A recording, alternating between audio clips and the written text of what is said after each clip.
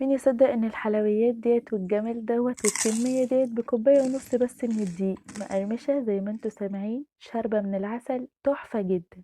يلا بينا نبدأ بسم الله ونشوف عملت ايه. اول حاجة هنا معايا كوباية ونص من الدقيق الابيض متعدد الاستخدام، معلقة كبيرة من النشا بتاعت ذرة،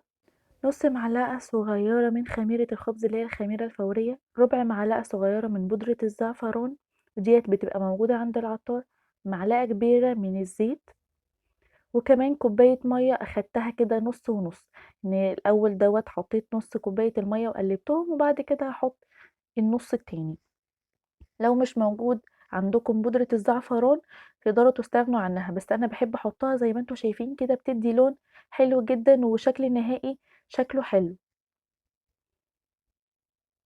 هاقلّبهم مع بعض كويس كده، بُصّوا السُمك عامل إزاي،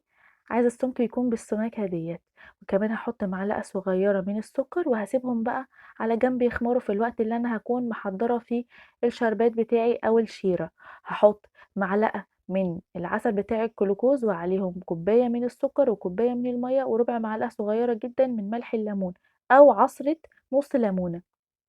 بُصّوا زي ما أنتم شايفين العسل بتاع الجلوكوز ماسك كده، فأنا أول لمّا باشغّل النار بيسيح معايا وبيطلع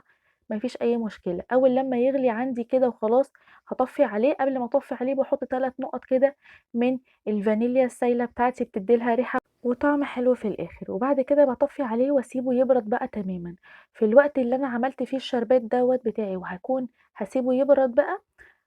بابُص على العجينة بتاعتي طبعًا طلّعت فقاقيع كده وكمان كانت كده يعتبر خمرت معايا، ما خليتهاش تخمر وقت طويل أوي، يعني نُص ساعة لو إحنا في الشتا. معايا بقى الإزازة ديّة كانت بتاعة كاتشب، غسلتها كويس جدًا، هافضّي فيها الخليط بتاعي، ولو مش موجودة عندِك إزازة زي ديّة تقدري تستخدمي أي إزازة عادية، بس هتخرمي الغطا خرم صغير وبعد كده هتضيفي الخليط وهتشكّلي بيه عادي جدًا. خلاص فضّيت الخليط بتاعي، هتملوا الإزازة كده لو هتستخدموها حالًا وتحطّوا التشكيل في الزيت على طول، لكن لو سِبتوها شوية على فكرة هتفور منّكم، فأنا حبّيت أوصّل لكم المعلومة ديّة علشان خاطر ما تملوش الإزازة جامد وبعد كده هتلاقوها فارت منّكم أو طلعت برّه الإزازة. بعد كده هابتدي أحط الزيت بقى والزيت بتاعي يكون كمية حلوة كده مناسبة زي ما أنتم شايفين، وهابتدي أشكِّل زي ما أنتم شايفين بالمنظر دوّة. أنا بُصّوا باعمل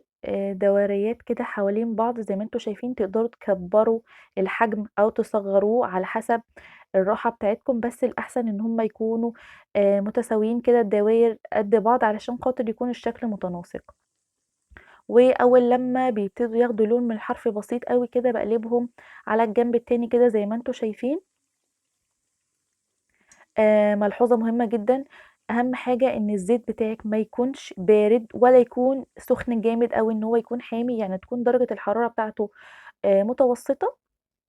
وتشكّلي فيه، علشان خاطر لو بارد العجينة بتاعتِك بتنشف كده ومش بتنفُخ وبتكون وحشة جدًا وتحسّي أكنّها مجلّدة كده، ولو حامي جامد بيخلّي يطلّع فقاقيع كده ويخلّي الشكل مش متناسق. أول لمّا قلبتها على الشكل التاني باحطّها زي ما أنتم شايفين كده